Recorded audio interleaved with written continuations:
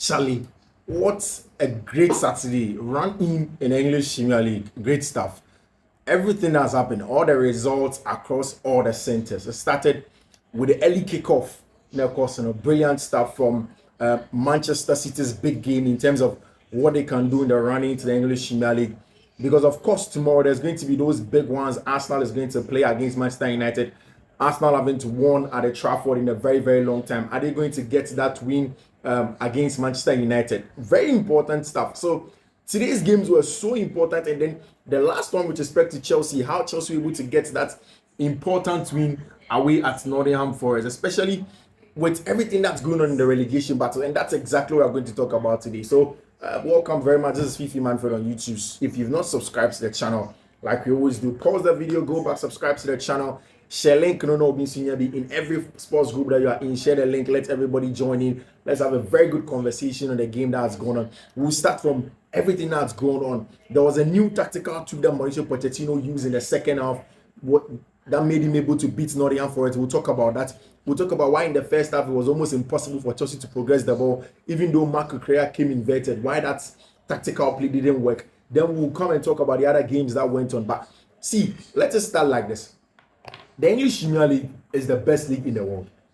I promise you. Every day, I know that in terms of teams on Europe and the teams that have gone to play in Europe, no, the England teams have not been able to qualify to go far. There is no team from England in the Conference League. There's no team from England in the Champions League. There's no team from England, of course, in the Europa League. The German, the Italian, and then of course the Spanish leagues have dominated that. But still, the quality of the English Premier League is there for everybody to see in terms of the internal competition that goes on between themselves. And for me, I think that is the difference maker in all of those games that you get. The difference maker is the quality, pure quality across every game that's in there. But you see, let's just start from exactly what happened in the morning. First of all, Manchester City in a run-in was supposed to start. Since the run-in began, since match day 30, Man City have not lost a single game. And it's the reason why, for me, I've said it several times, Arsenal have lost the league, and they lost it because of the games they lost against West Ham and Fulham in and around November, December. That's the bigger question for this run-in, and if Arsenal are going to win it. Because if Arsenal can win, then it means that City has to drop points. And before this game, Jurgen Klopp was talking about the fact that City has to lose about 3 games if they will stand a chance of coming to win the English Premier League, and that's literally impossible. And the win that Manchester City had today literally has made it impossible. Liverpool can't win. They're out of the title conversation. And if tomorrow Arsenal also don't get a job done, then it is straight up to Manchester City. Then the title is theirs. That is how close the thing has been. To be very honest, in 7 years, Josep Guardiola has won the English Premier League title 6 times. 6 times. Literally. One league na a farmers league, and that's the thing. Oshe leagues no born the quality of play with it. And now when I was doing my pre-match analysis, I make say, Manchester City team now, they can play across everything. Omtimi go from set piece, Omtimi go from open play, Omtimi from center backs, from midfielders. And today, look at the quality of play from Josko Vardiol. And then Ellen Haaland, it was Josko Vardiol as a center back, 6'3". And look at exactly how he was moving. So agile, very, very good on the ball, even in the tight spaces. And Man City first goal, no, he kept the weight for Manchester City, picked the ball from that area, combination play from Kevin De Bruyne, and then of course, look at how he shifted his body to slot the ball back into the far post. And for me, that's the quality of Manchester City. After everything, after the tactical play, after all the variations, you still need quality in the team, and that's what you get from Manchester City. And that's exactly what they've done. That's how they got the job done. So against Fulham, 4-0, we had a Craven Cottage, good stuff from team that's called Manchester City. There's a lot of quality in their ranks. It looks as if Man City are going to win the league. They have done their job. They've done exactly what they had to do. And what they had to do was that they had to make sure they win against Fulham. And that, of course, tomorrow is going to put the pressure back on Arsenal Football Club. West Ham versus Luton. That loss away to Luton means that Luton are relegated from the English Premier League in there. Burnley also lost to Tottenham Hotspur. They were hoping that Chelsea would get something away against Nottingham Forest so they can stay in the league. Yes, Chelsea did, but because of that also, they are also all but confirmed that they are going to be relegated. Then Wolves versus Crystal Palace, Everton versus Sheffield. Then the big one that came before the Chelsea one was Newcastle versus Brighton. So on the league table, if you look at where Newcastle are, in terms of what's the run in for if anybody can go and play in Europe. Man City are first, Arsenal are second, Liverpool are third, Aston Villa fourth, and then there is Tottenham Hotspur fifth, and that is it for Europa League. The first spot, Tottenham Hotspur. Then there is Newcastle. Now, Newcastle before this game were 2 points ahead of Chelsea. Immediately they went to play against Brighton and Hove Albion, and I kept on saying that that's going to be a huge banana skin for Chelsea. They played against Brighton and Hove Albion, dropped points. It was a draw. Brighton scored first, Newcastle came to equalize, and then that brought it right there. And I think that for me, that's what sets the tone for the Chelsea game. Immediately, Newcastle dropped points against Brighton and Hove Albion. It brought the game to Chelsea and say, you just have to win. And if you win, there's a huge chance for you to qualify for Europe. And that's exactly what happened. So Newcastle, after playing 36 games, have 57 points. Chelsea with 57 points. Manchester United has a big one to play tomorrow against Arsenal at the Old Trafford. We said it before, it is difficult for Arsenal to beat Manchester United at the Trafford, but then still, it's a game that's open and it's anybody's game at all. Anybody can go in and then snatch or grab a win in there for any of the teams that's going to play, especially for Manchester United, especially for Arsenal, who are in a run to go and win the English Premier League title. So we wait to see how all of those things pan out. We wait to see how those games go on. But then we then saw the big one, Chelsea versus Nottingham Forest. And this is it. See, I've said it several times that quality is the most important thing in the English Premier League. Quality.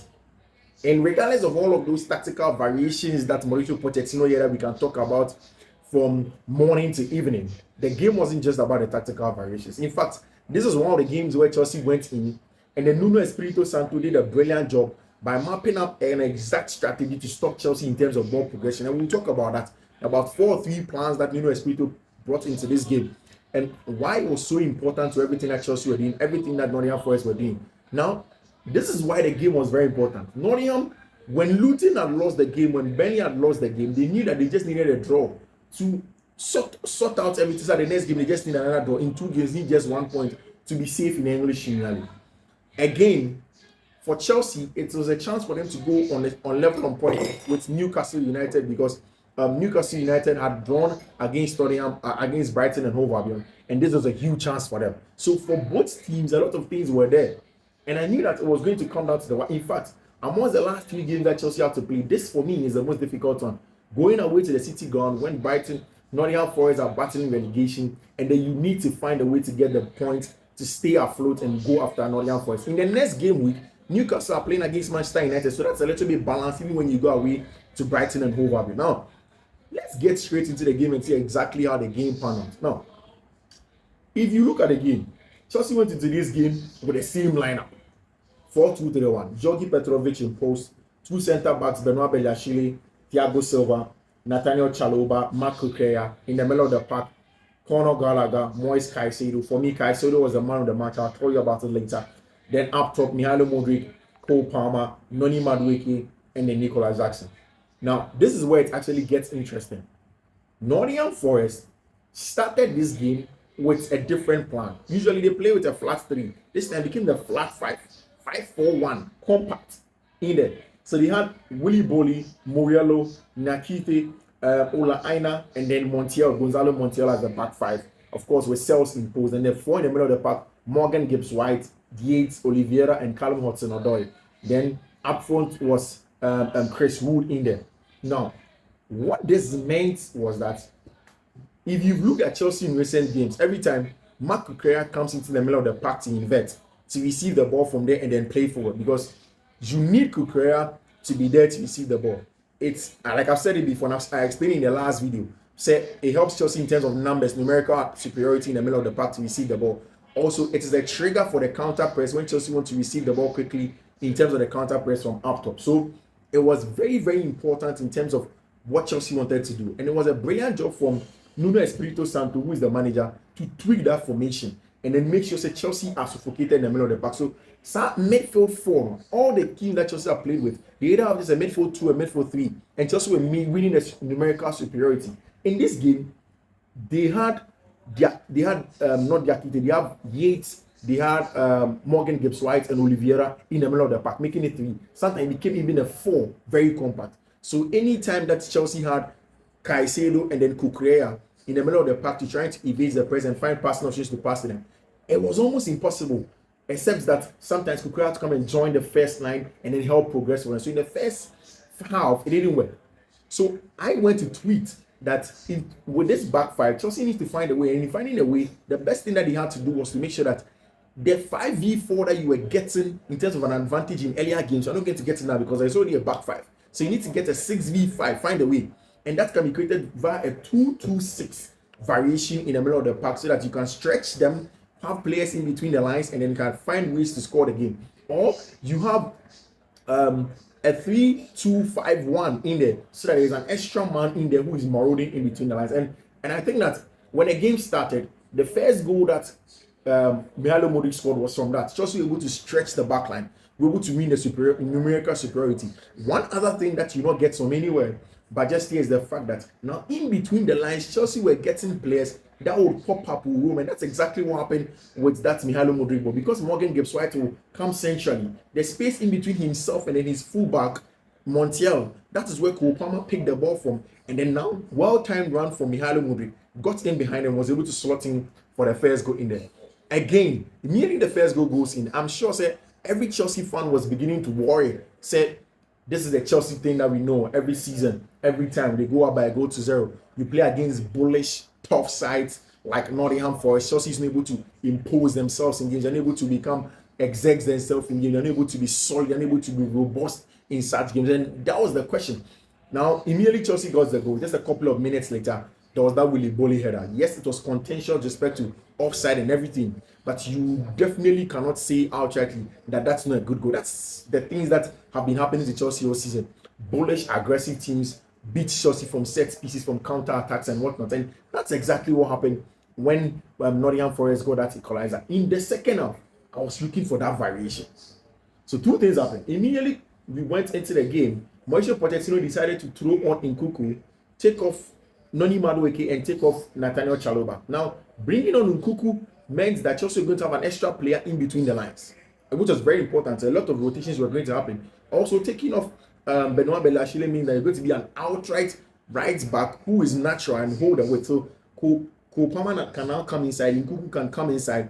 Then, Modric, who at the time hadn't gone off, can also hold the weight from there. So you have two players in between the lines and add Nicolas Jackson to it. Then already you can win the numerical superiority in there. Then there is a lot of variations, a lot of rotations in between it. And that's exactly what happened. Now immediately Chelsea took off Mihailo Modric. Now Chelsea needed quality. Immediately Nkunku came on, immediately Palmer came on, immediately those changes were made. You could realize that Chelsea's attacking exploits were moved a notch higher. There was a lot of quality in there, a lot of rotations, a lot of better decision making in between the lines, and Chelsea were playing fairly good. Now, once Marco Cucurella, Sterling was in there, Marco Cucurella made the overlapping run off him, was able to cut in and get that equalizer. Again, Rex reward, that was the thing, because immediately Chelsea wanted to push men forward, especially in Malo Gusto. It means that Nottingham Forest are going to throw men up and counter you on the counter attack. And I think that was a brilliant goal from Carlo Mosdere, the former Chelsea player.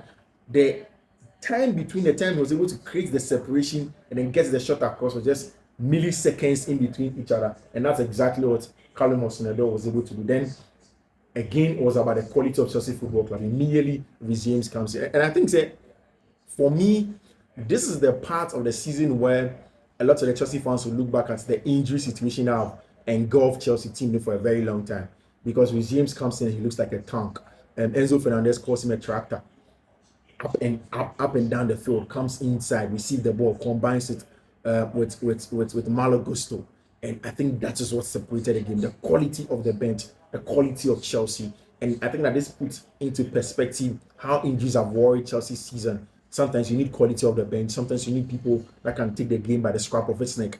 And today, James was that guy. Nkunku was that guy. Raheem Sterling was that guy, and of course, that combination between Reece James and then Nicolas Jackson turned the game on its head and was able to do the job for Chelsea Football Club. So 3 goals to do, 2 big one for Chelsea. It sets the tone for that Wednesday game against Brighton and Hove Albion, and the last one against Bournemouth at home at the Stamford Bridge. It's going to be a standoff for Thiago Silva. Very good reaction. The Saturday games have been exciting. I've looked through everything in terms of the running in the English Premier League, the Chelsea game as well. Like I say, if you're not subscribed, do subscribe to the channel. Turn on notification and do all to share the link to everybody. Thank you very much, and we'll see you. Bye bye.